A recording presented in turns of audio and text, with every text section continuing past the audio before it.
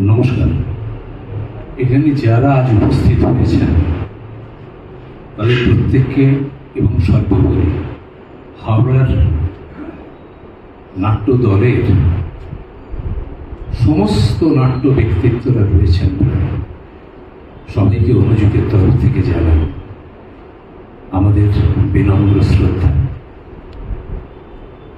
এমন হতভাগ্য কিছু মানুষ থাকে যারা দীর্ঘ 35 বছর ধরে তার সঙ্গে পথ চলার পরে তার স্মরণ সভায় তাদের বলতে হয়।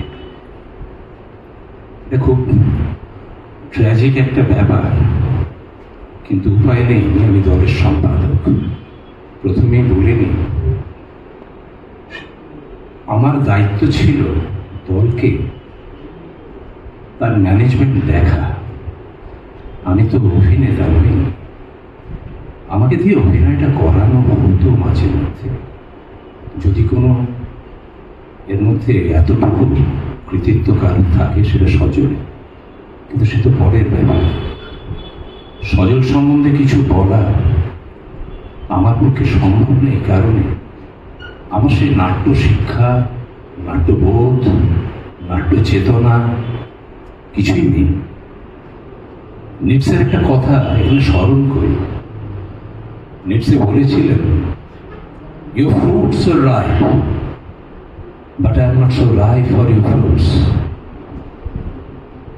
তোমার চর্চিত মেধাবী মননের বিচ্ছুরণে ক্ষেতের ফসল গিয়েছে ফুলে, কিন্তু সেটা কাটার জন্য যে শিক্ষাটা, যে চর্চা, যে নাট্যবোধ দরকার হয়, তা আমার নেই। যার ফলে আমি কিছু বলা মানে সজলের প্রতিভার ওই বিচ্ছুরিত ফসলের অনেকটাই পড়ে নষ্ট হবে আমার অপড়ায় বা অশিক্ষিত মননের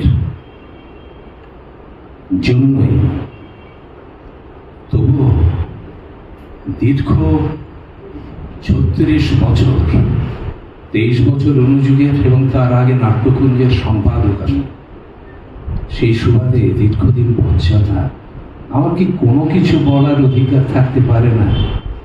যেমনভাবে দেখেছি এই বিশাল প্রতিভাধর মানুষটাকে, কারণ আমি তো অভিনেতা নই, আমি সুরকার নই, আমি গীতিকার নই, আমি আলোক শিল্পী নই, মঞ্চে আলোর কবিতা লিখতে পারিনি আমি কখনোই। কিন্তু সজল এগুলো সব কটা ছিল সর্বোপরি অভিনেতা এবং ডিরেক্টর। তার প্রতিভাকে ধরতে গেলে যেসব মানুষের দরকার, যারা বললেন কিছুক্ষণ আগে, শিবদা বললেন, উৎপল বললেন, বা যারা বললেন, তারা সজলের বিভিন্ন দিক নিয়ে বললেন, কারণ তারা যোগ্য মানুষ। কিন্তু এই বিশেষ জায়গায় আমার যোগ্যতা বড় কম। আমার কিছু কিঞ্চিত সাহিত্য ছাড়া কিছু নেই তেমন। সেই সুবাদে সজলকে কেমন দেখেছি। আচ্ছা, সত্যি কথা বলতে, আমরা পাশাপাশি থাকা মানেই কি তাকে চেনা, তাকে জানা? তা তো নয়। এখানে শিবদা বসে আছেন। শিব মুখোপাধ্যায় তো নটধার প্রাণপুরুষ, তাকে নটধার তো সবাই দেখছে, রোজ দেখে, কিন্তু সেই মানুষটার গভীরতাকে স্পর্শ করতে পেরেছে কি কেউ?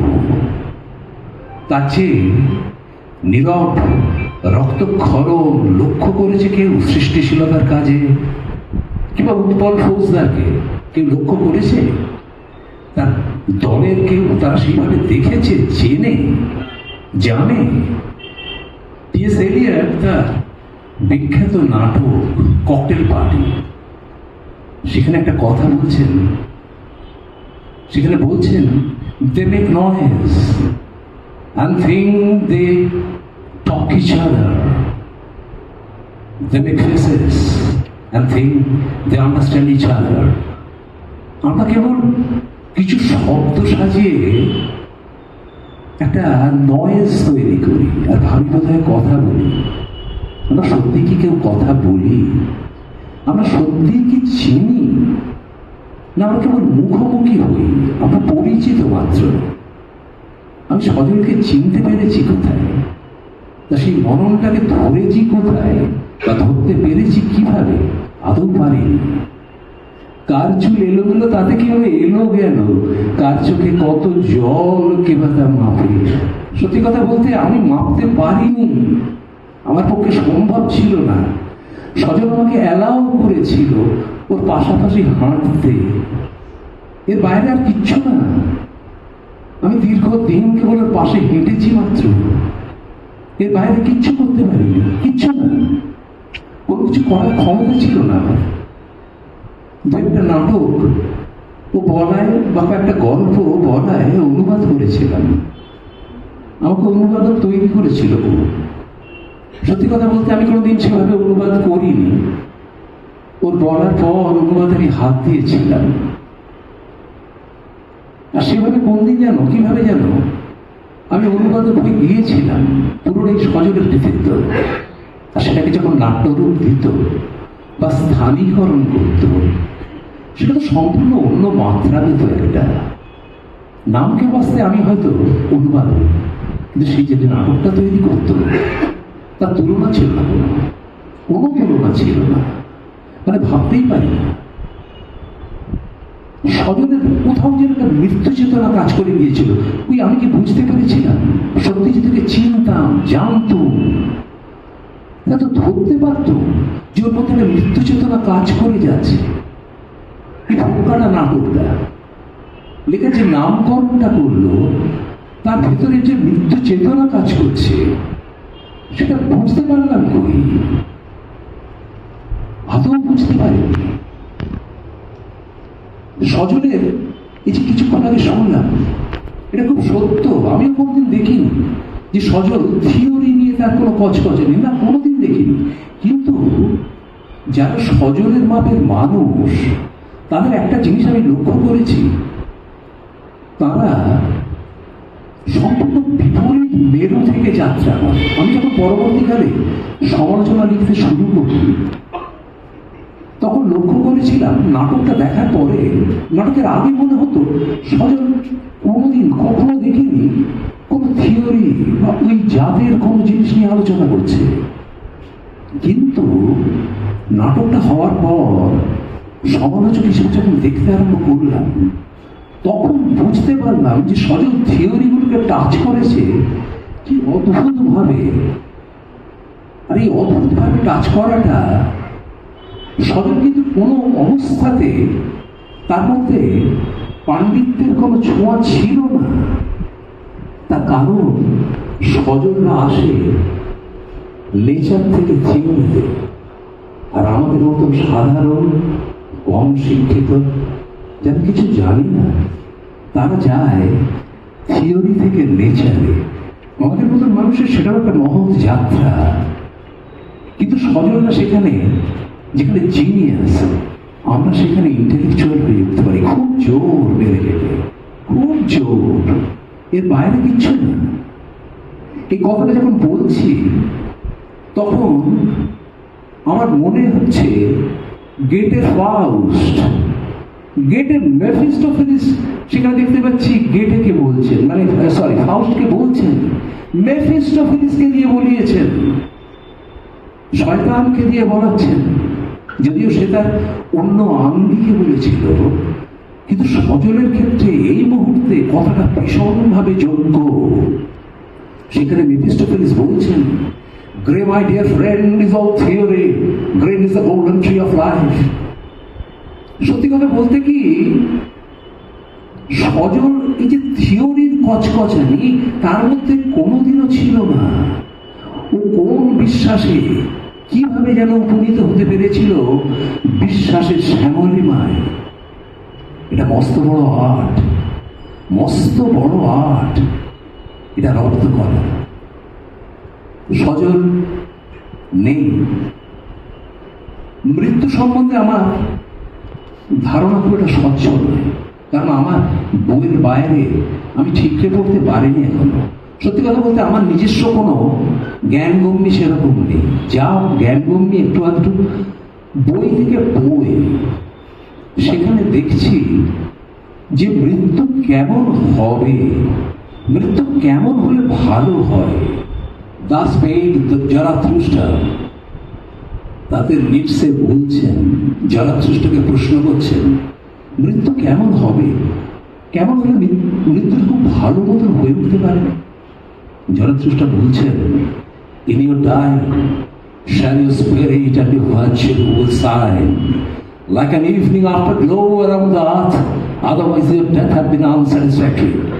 সূর্য যখন অস্ত যায়, চাঁদটা রাঙিয়ে দিয়ে যায়, তোমার মৃত্যুর সময় যদি চাঁদটা এরকম রাঙিয়ে দিয়ে যেতে পারো, নিশ্চিত যেন সেই মৃত্যু সার্থক। না হলে তো পোকামাকড়ের মৃত্যু, রোজ কত পোকামাকড় মারা যায়। এখন প্রশ্ন উঠতে পারে সজল কতখানি রাঙিয়ে দিয়েছিল। আমি সে প্রশ্নে যাব না। আমার খুব একটা জিনিস ভেবেই আনন্দ হচ্ছে যে আজকে হাওড়ার নাট্য জগতের দিকপালরা বসে আছেন এখানে, তারা প্রত্যেকেই সজল সম্বন্ধে কিছু বলছেন। শিবেন্দা আমাকে জানিয়েছিল, দেখ আমার গলার অবস্থা এমনই, বললে কাশি আসে। শিবেন্দা বললে 16 কলা পূর্ণ হতো, পল্টুদা বললে 16 কলা পূর্ণ হতো। কিন্তু প্রশ্ন হচ্ছে, আমাদের শিবেন্দাকে জিজ্ঞেস করার পরে শিবেন্দার নামটা আমি আর রাখতে পারিনি। পল্টুদার ব্যাপারটাও সেই একই ব্যাপার হয়ে গেল, যার ফলে রাখতে পারিনি। কিন্তু এতগুলো যে লোক সজল সম্বন্ধে বললেন, সেটা কি কম বড় পাওয়া? একটা প্রান্তিক নাট্য দলের একটা ডিরেক্টর কে চেনে অনুযুগকে, কতদূর তার বিস্তার। কিন্তু সজলের জীবনে এই যে অ্যাচিভমেন্ট, এটাও কম বড় পাওয়া নয়, মস্ত পাওয়া।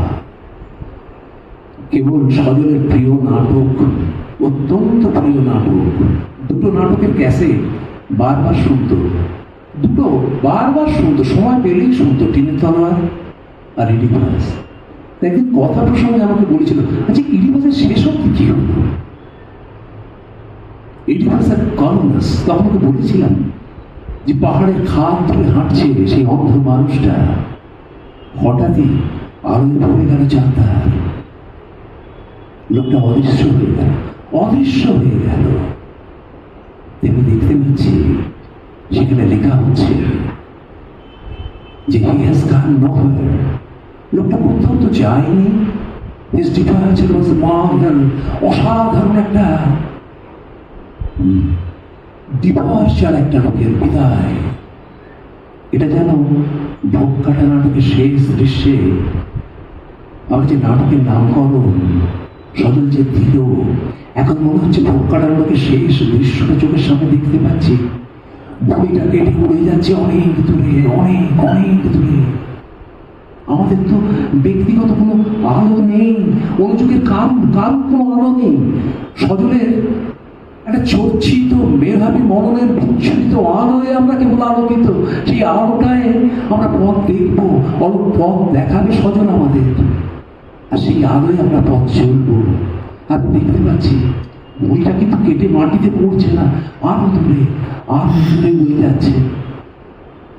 আর যেখানে কেউ পড়বে সেখানে হয়তো নতুন করে চর্চা হবে আবার নাটক। সেই আলোকিত ঘড়িটা নতুন করে শুরু করবে নাটক। সেই লোকটার নাম অবশ্যই সজল চক্রবর্তী, এক নাট্য নিবেদিত প্রাণ।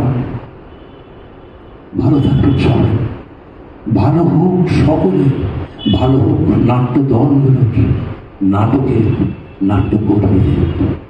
নমস্কার।